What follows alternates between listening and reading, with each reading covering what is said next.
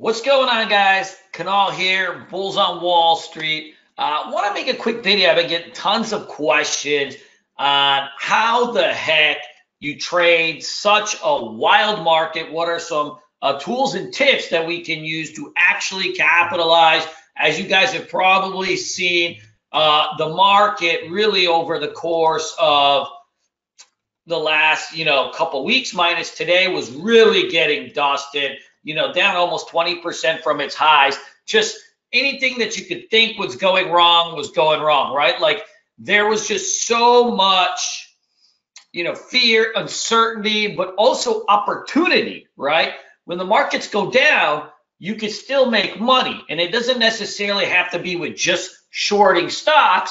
You can use things like inverse ETFs. And so what I want to do was make a video on how we use TVIX, which is a 3X ETF that measures the volatility of the market and the fear of the market. But essentially, just in layman's terms, what I do is this thing goes up when the market goes down, right? But it has a huge range. There are days where it'll move like 5, 10, 15% even.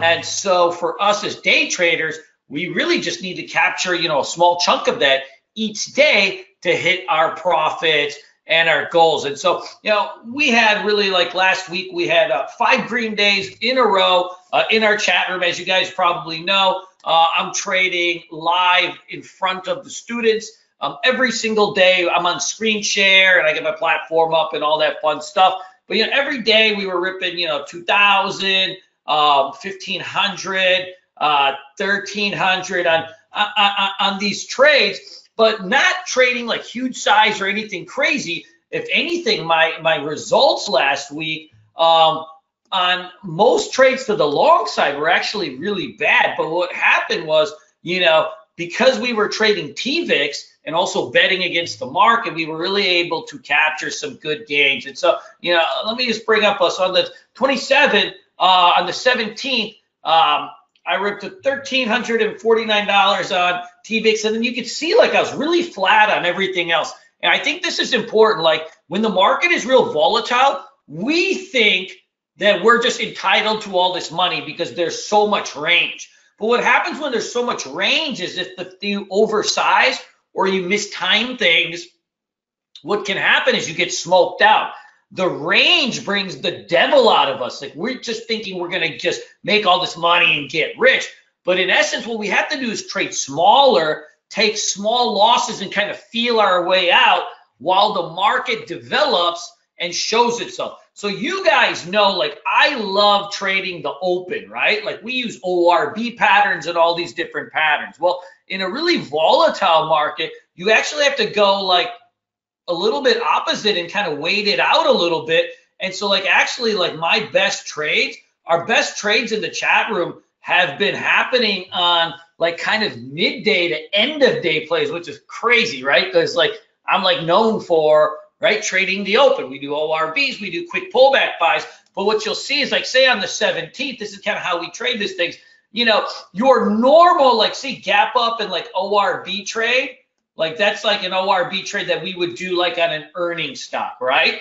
Well, that type of trade gets dusted off all the time when you trade the open and you're using like ETFs, especially 3X ETFs. There are times that it works, but ETFs, and especially when you're shorting the market, because TVIX is a general play in the market, it's way better on like deep pullbacks, like getting the gap to come back and fill and then try and so like, what we did on this particular day is like, this thing pulled back to the 20 MA and started breaking over the VWAP. And I actually tried it here and took a small loss. What I'll usually do is take like 100 or 200 shares, throw a starter out with a really tight stop. And if it just doesn't work, it doesn't work.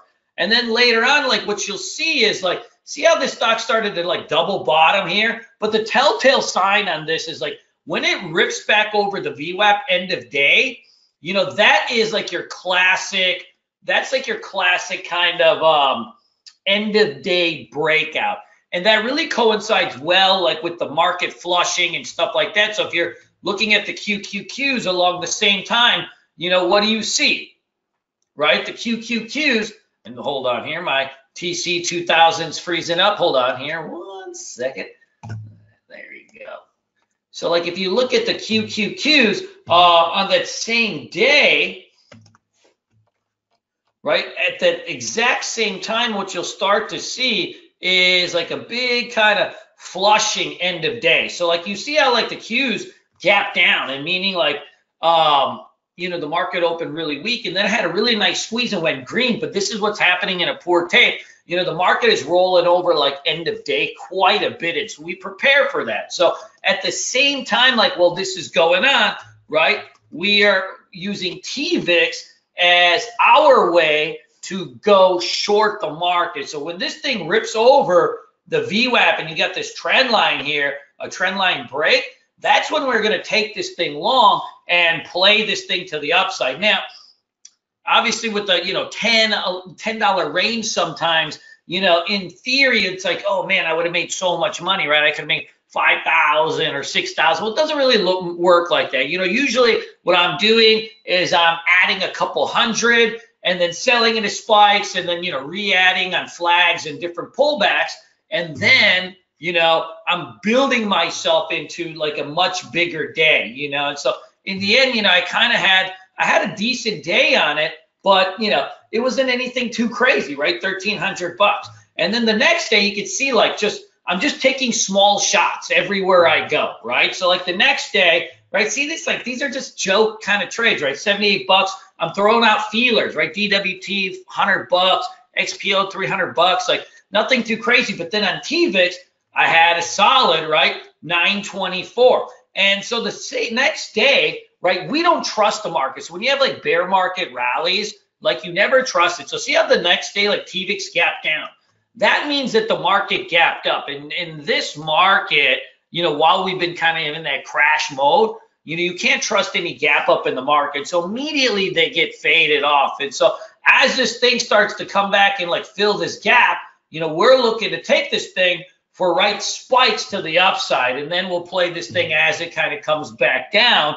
The telltale on TVIX that's been working really well has been VWAP trade. So like we use VWAP mostly midday, right? Midday, you need deeper pullbacks. At the open, you're going to have like quicker moves. And then midday, you need like that deep, juicy, succulent kind of pullback. And so, you know, our bread and butter is like, as this thing pulls back to the VWAP, you get a green candle to hold.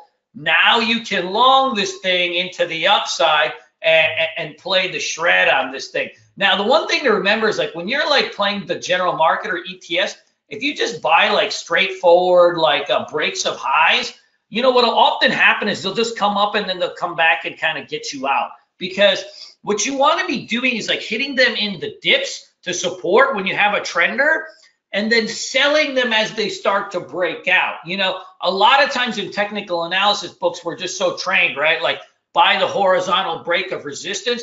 But what you want to do with something like a TVIX, especially one that's so volatile, is like hit it on those dips as you're anticipating the breakout.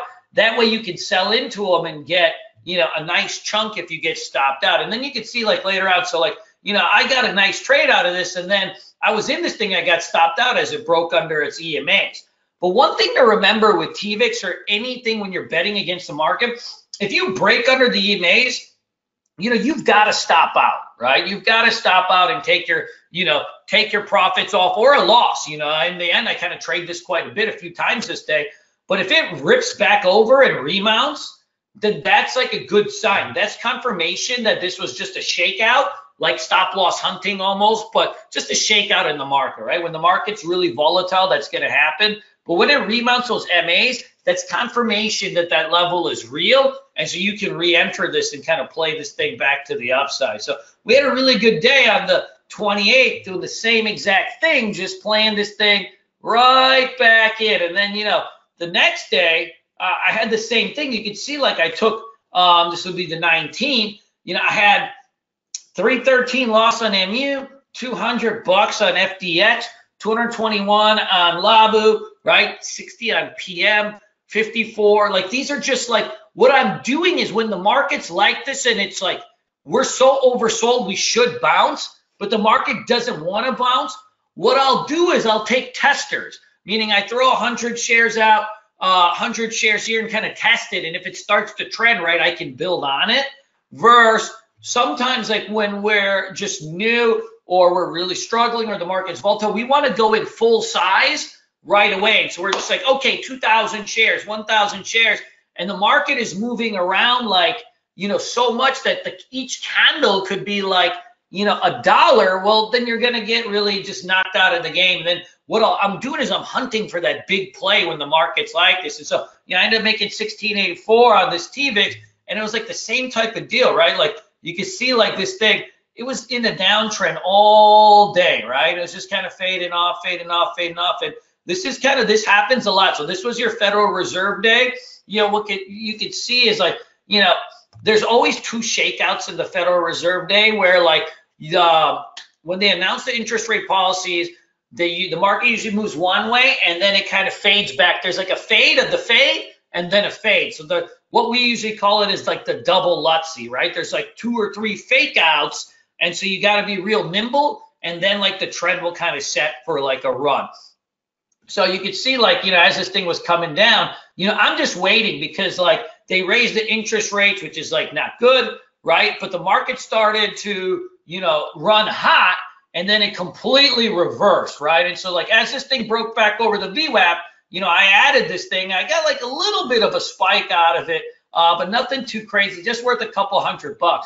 But the telltale sign was like when it came back and double bottomed here, that's when like the shakeout is real. And so as this thing is ripping back over the VWAPs, I'm starting to add and kind of build into this thing. And I ended up getting a really nice trade. And as it pulled back to the 9 EMA, I actually re-added it and it kind of spiked up a little bit. I took some profit and I got stopped out. What often happens on this thing is I'm weaving in and out of this a lot when the market gets wild. So I'm like adding 100, 200, then a couple hundred as this thing is like shaping and shifting. And I'll get stopped out a lot on some of my partial positions, but I'm building towards it because remember, like it's trending, right? And we had like a really big breakout, right at that 60 mark. So I know that's going to be a magnet. If we can start breaking and holding over that thing, it's going to be really, really good. And then, the next day, it was like the same type of deal. You could see like, I mean, $1,800 on TVIX, and then I lost on every other trade possible. And you know what happened on this day, and this is actually my own fault, is that the trend has been down, right? The money's on the short side, but the market was oversold, and I kept thinking like, man, there's going to be a bounce, and there was no damn bounce. And I made a mistake. Like I'd been really good about taking small testers, like 100, 200 to kind of see if something holds. Well, on this Labu on this particular day, what ended up happening, I still got my trend line here. You can see like this thing kind of gapped down and then it started to like curve up and see how it got over the VWAP and its 20 EMA. So it cleared all its MAs. I'm thinking like, okay, market's ready to run. And you can see like on the QQQs, you're seeing like something similar, like where, right? Like you're starting to break over these MAs. I'm thinking, okay, like, now the market's ready to bounce. I'm getting all excited. And I just go in gangbusters on this Labu, like full size, and it pops up here, and then it just goes, and the thing is, it doesn't seem like much, right? But like I added like 1,500 shares of this thing, and the range on it per candle was like, $1. So it's just way too many shares. I got excited, and I went too many shares. The better thing would have been to do is get a few hundred, and as it starts to trend and it has its first dip, add a few hundred more and really build up into it. But I screwed up and took away like what could have been an awesome day of profits, playing the TVIX because I went full size. And I've been really good about not doing that while the market's been volatile, but lo and behold, I did it. I did the same thing, right? So like, as the market started getting dusted and TVIX just broke this trend line, and I'm really like, I like midday VWAP moves. Either you pull back to the VWAP and you hold, or like you've been kind of range bound and then you break and hold over the VWAP. And that's not the move I use like all day, like in the morning and at the close. But I love that move like midday. So like kind of 11 to 12:30-ish. That's a really good time to do it. And it seems to do this a lot. Every kind of stock or ETF has its own character. And so, as this thing breaks back over, then it's just off to the races. And I was able to rescue my stupidity. And frankly, I left like a whole crap load of money on the table. You know, really, even if you're trading like 200, 300 shares of this stuff, you should be able to really knock out a good day. And I was just selling too early pretty much every time. And, you know, I ended up doing okay on it, but, you know, $1,800, but it could have been, right, a lot better. And then, you know, on Friday, I made $1,700. And you can see, like, still, I was taking small testers, Labu, SQ, $64, 207, like nothing crazy. But to me, those are flat trades. But like what I'm doing is I'm testing out the market, right?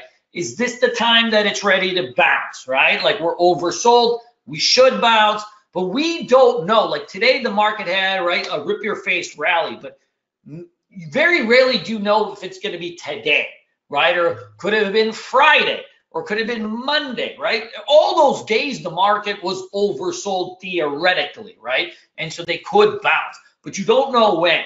And so you take the testers and see what happens. And then, you know, nothing was happening, right? Nothing was happening. And so, you know, in the end, you know, we took TVIX right to the bank again, you know, on the 21st with the same type of play, right? Like as this thing was farting around all day, midday, this thing popped up and then pulled right back to that VWAP. You see that? And once it starts to hold at that VWAP, now I know that this move is real. Guys, there are so many indicators, right? You have pivot points and Bollinger Bands at 10 EMA, 9 EMA, 1,000 EMA, whatever, right? You don't necessarily know what's what. There's 1,000 different things that works. It's a matter of what works for you. So I trade momentum, and so this is how what I find works for me. Now with momentum trading, the thing to realize is midday, right? Stocks tend to pull back, and they tend to pull back towards VWAP type areas, and those could give you low risk opportunities. But you don't know if it's going to hold there. So as it starts to hold, I usually wait for a green candle to hold, and then the longer you hold there, the more confirmation you're given, and that means that you can, like, you know, what you would do is, right, add 100 or 200, and then as it starts to hold, right, you can go in for the rest of your size of your position as you get the confirmation, and then, right, you'll have a nice shred to the upside. And so, you know, Friday ended up being pretty good, and then, you know, dude, I missed like the huge run in it because it like started to base out here, and it was really messing with you though. Like you see, like if you just kind of bought this thing at highs, like thinking this is like a breakout, then you're gonna get dusted, right? And like, you know, like I actually tried this thing here, and right, I broke my rule, right? Like I had this on a nice easy pullback, and then I added another position over here for breakout, and then boom, this is what happens. When you buy too high, you get stuck in the shakeout, right? Especially on this thing. So this thing just pulled back to 20 EMA, and then it just had this nice ramp into the close, you know, and it was just, man, it was off to the races. It's been a really good trader for us. I'm not, you know, advocating you go out and trade this thing every day. This thing is only tradable when the markets are really getting dusted or like in that bear market type of scenario. Otherwise, it doesn't do anything. The long-term history of TVIX is, you know, it usually just kind of fades back down to zero, and then they reverse split it, and it pops up for a little bit. It's not really something you can even hold overnight because it gaps a lot. It's just a day trading instrument that I use in bear market stuff. And I know a lot of you guys have IRAs, or like you're trading in, you know, you're uncomfortable with shorting, and you should get comfortable with that between me and you. But, you know, we have time to learn. 2019 is going to be an awesome year. I'll get you there. But this is a way you can long, but you're actually shorting. So hopefully that helps. So guys, as you know, we have a whole host of webinars coming up. I got free chat day tomorrow, and then we got another webinar next week, and so on and so forth. If you guys like what we're doing, as always, give me a little thumbs up and a little love. Feel free to leave any comments or concerns or questions. And of course, you can always email me, Kunal at bullson.ws, or, you know, y'all got my cell, 517-974-1480. That's my actual one. So, you know, try not to be too creepy, but I love chatting with people. You know how it goes. Peace, guys. Let me know if you have any questions. Take care.